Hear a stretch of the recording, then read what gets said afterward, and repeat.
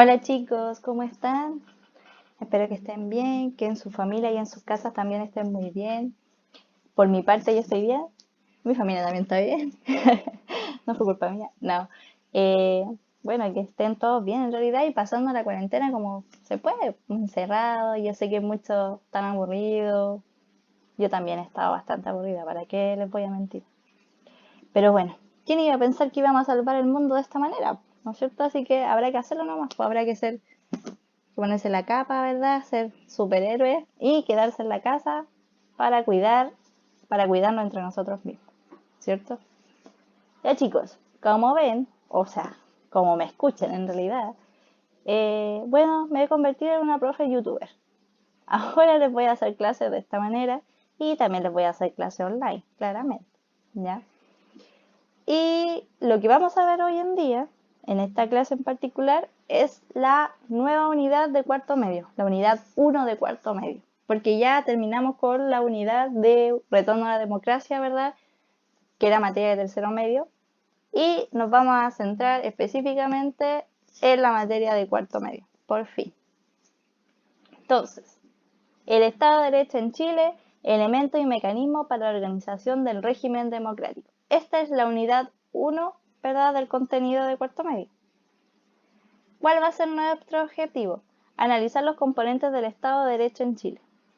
Nuestro propósito va a ser entender el orden en que se organiza en Chile y también, de cierta manera, entender el por qué hoy en día estamos en una cuarentena. Entender por qué hay ciertas normas que tenemos que cumplir, por qué existe un toque de queda, ¿verdad? Etcétera. Recuerden que la semana anterior les mandé una actividad donde tenían que analizar, ¿verdad?, y responder unas preguntas sobre lo que era un Estado de Derecho. Entonces, recordemos, vamos a definir el Estado de Derecho en un marco legal, ¿verdad?, como un modelo de orden para un país donde todos los miembros de una sociedad, sin excepción, todos, se consideran sujetos a códigos y procesos legales. El Estado de Derecho implica que cada persona está sujeta a la ley, incluidas personas que son legisladores, funcionarios encargados de hacer cumplir la ley y jueces. ¿Qué es lo principal del Estado de Derecho, chiquillos? Es de que se somete, ¿verdad?, a las necesidades de la población y que busca el bien común. ¿Cómo se logra el bien común? Mediante la libertad. ¿Cómo llegamos a esa libertad? Con un marco legal, con un orden jurídico. Recuerden que lo hablamos mucho, la Constitución es nuestra carta fundamental, nuestra Biblia. El Estado promueve los derechos humanos mediante la Constitución. Nos dice qué hacer y qué no hacer, ¿verdad? Independencia y autonomía de los poderes del Estado y la posibilidad de reformas constitucionales. La Constitución está basada, ¿verdad?, en ciertos principios, ¿ya? Esos principios, ¿verdad?, están ordenados y fundados básicamente en lo que son los derechos humanos. Eso es lo más importante, chiquillos.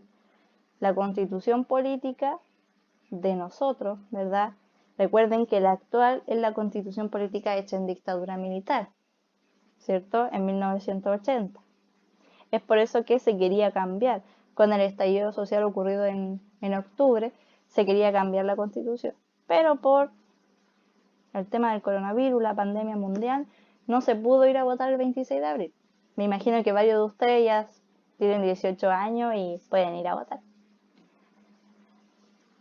Entonces, como les decía recién, el Estado de Derecho debe respetar 4 principios básicos, 4 principios que están en la Constitución. Primero, el imperio de la ley.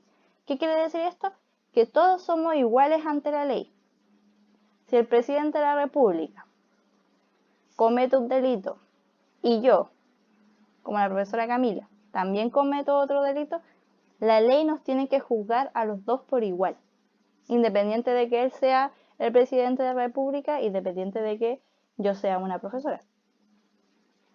¿Ya? Es que la ley es igual para todos.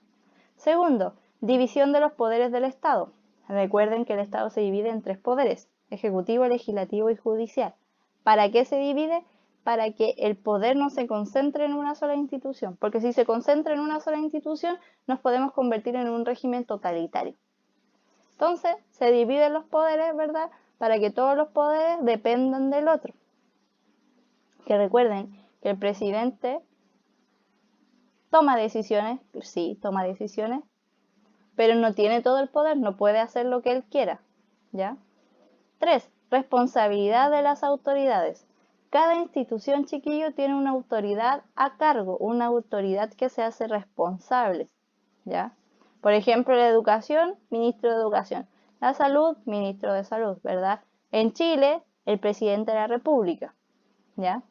Y la 4, que es la más importante, la que les estaba diciendo recién, es garantizar los derechos humanos, ¿verdad? Para que los derechos humanos no sean violados, no sean atropellados, ¿verdad? Por otras personas. Entonces, tenemos las bases del Estado de Derecho, que son la soberanía reside en la nación, principio de supremacía constitucional y el principio de separación de derechos. ¿Qué es lo que es esto? Los vamos a ir explicando de a poco, más adelante. Primero, ¿cuáles son los componentes de un Estado? ¿Ya? Hablamos del Estado de Derecho, ¿verdad? Que es súper importante, que busca el bien común, ¿verdad? Que en realidad esa es la finalidad, el bien común mediante la libertad, ¿no es cierto? Pero ¿cuáles son los componentes que conforman este Estado? Primero, está el grupo humano dividido en el pueblo y la nación, ¿ya? Básicamente, el grupo humano es el conjunto de personas que viven en un territorio específico. ¿Qué es lo que es un territorio? Es un espacio real o ficticio en que se ejerce el poder y la autoridad. El poder, ¿qué es lo que es el poder? Es la capacidad de mandar y hacer cumplir las leyes, ¿verdad? Generalmente siempre los que tienen poder son las autoridades. Y por último, la soberanía. La soberanía es la forma, la manera en que se ejerce el poder, ¿verdad? En la forma en cómo se ejerce la autoridad dentro del territorio, con independencia de otro Estado. Más que nada es cómo, ¿verdad?, el poder se ejerce, cómo el poder se hace valer en un territorio, independiente, ¿verdad?, de otros territorios, independiente de otros estados. Por ejemplo, Chile tiene soberanía en todo su territorio. ¿Y a qué me refiero con soberanía? Por ejemplo, en la Antártida tiene soberanía. ¿Por qué? Porque existe una base, ¿verdad? Una base militar donde se hacen investigaciones, donde se hacen estudios, etc. Y vive gente ahí, por lo menos. Entonces, Chile ejerce poder. ¿Cómo? Poniendo una base militar. Chile ejerce poder en Iquique, ¿cómo? Teniendo, no sé, el ministerio, una municipalidad, etc. Entonces, Chile actualmente tiene soberanía en todo su país, en todas las regiones. Entonces, ¿cuál es la finalidad del Estado? Buscar el bien común mediante los 4 componentes. Estos son los 4 componentes, ¿verdad?, para llegar al bien común. La nación es el primer componente del Estado, ¿ya? ¿Qué es lo que es la nación? Corresponde a aquel grupo humano cuyos miembros se sienten unidos entre sí por diversos vínculos naturales, históricos, geográficos, espirituales o culturales.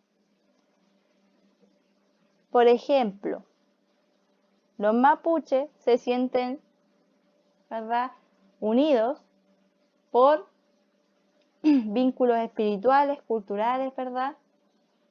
Nosotros, los iquiqueños, nos sentimos vinculados, por ejemplo, por la historia de la Virgen de la Tirana, por la historia de las salitreras, ¿verdad? Entonces tenemos un vínculo histórico. Y aparte también un vínculo geográfico, porque recuerden que nosotros también tenemos la llegada al mar. Estamos en la planicie litoral, ¿verdad? Entonces mucha gente se siente identificado por el mar. Mucha gente lo busca, por ejemplo, en lo personal yo siempre busco el mar y me oriento gracias al mar.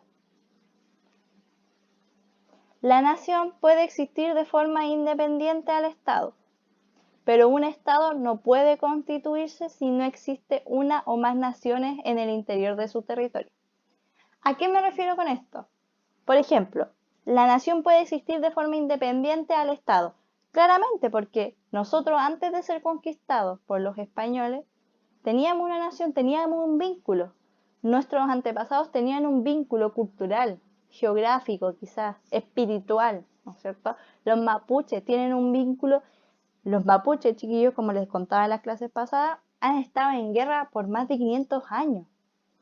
Imagínense, por más de 500 años han estado en guerra antes con los españoles y ahora, ¿verdad?, con el Estado de Chile. Entonces ellos forman una nación independiente del Estado, mucho antes de que se formara un Estado concreto. Sin embargo, el Estado no puede constituirse si no existe ninguna nación. Yo les decía recién, si en la Antártida no hubiera gente, no existiría Estado de Chile, no habría soberanía en Chile. Es por eso que existe, aunque sea poquita, gente, para que haya un Estado. Entonces, la nación sí se puede constituir independiente del Estado, pero el Estado no puede constituirse si no existe más de una nación en su territorio, una o más naciones. En Chile, aún no existe la posibilidad de un Estado multinacional con reconocimiento constitucional. ¿A qué me refiero con esto?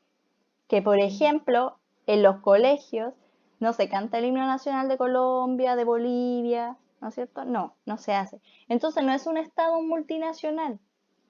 Puede ser que sí, lo aceptemos, ¿verdad? Aceptemos sus culturas, podamos convivir con esas culturas, pero en base a la Constitución, que sea legal, todavía no es un Estado multinacional.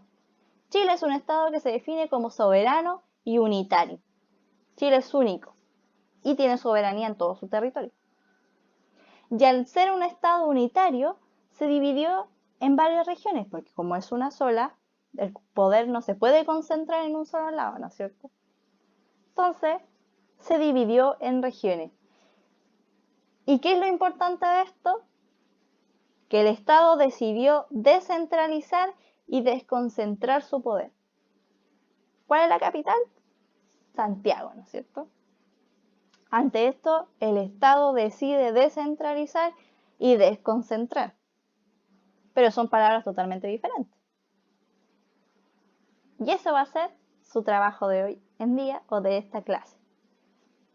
Van a elaborar en su cuaderno un cuadro comparativo en donde definan ustedes con sus propias palabras qué es lo que entienden por descentralizar y qué es lo que entienden por desconcentrar.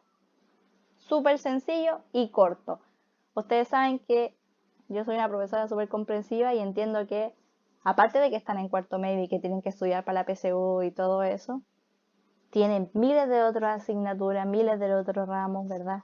Que entiendo que estén de cierta manera estresados, colapsados, porque básicamente muchas veces si no reciben alguna explicación de alguna guía o alguna retroalimentación es súper difícil entender y cuando uno no entiende generalmente se frustra. Por lo menos a mí me pasa que cuando no entiendo algo me frustro, sobre todo en estas cosas online, tecnológicas, siempre se lo he dicho a ustedes, yo soy bien cavernícola para mis cosas, sobre todo para la tecnología. Y claro, cuando uno no entiende, uno no sabe qué hacer, se frustra. Por eso que lo que a mí más me importa, chiquillos, es que vayan entendiendo. Si yo les puedo explicar mediante un audio, ¿verdad? Lo voy a hacer. Para que vayamos al ritmo. De todas maneras, esto es todo nuevo, ¿verdad? Es todo confuso al principio, pero a medida que nos vayamos acostumbrando, tanto ustedes como yo, se nos va a hacer mucho más fácil. ¿Por qué me interesa que hagan esta actividad? Porque la próxima semana vamos a tener nuestra primera clase online. Online, en vivo y en directo con la profe youtuber. ¿Ya? Les voy a confirmar la hora. Todavía no sé, pero recuerden que el mejor día de la semana es el día jueves porque les toca historia. No, pero siempre va a ser los días jueves, chiquillos. No todos los jueves van a ser clases online, no. Pero yo les voy a ir a avisar con tiempo. Entonces ahora les estoy avisando con una semana de anticipación que el día jueves vamos a tener una clase online y la hora se las voy a confirmar. ¿Por dónde? Por webclass. Si es que llego a cambiar la plataforma, les voy a avisar. Todos les voy a avisar con anterioridad para que no se estresen, ¿verdad? Y no se pongan ansiosos. Y eso, chiquillos, cualquier cosa, cualquier duda, me pueden escribir a mi correo, ustedes lo tienen. Cualquier duda que tengan, chiquillos, de verdad, pueden hacerlo. Yo quizás no les responda inmediatamente, pero sí se los voy a responder. Y eso, chiquillos, cuídense, cuiden a su familia. Un abrazo gigante, los quiero mucho.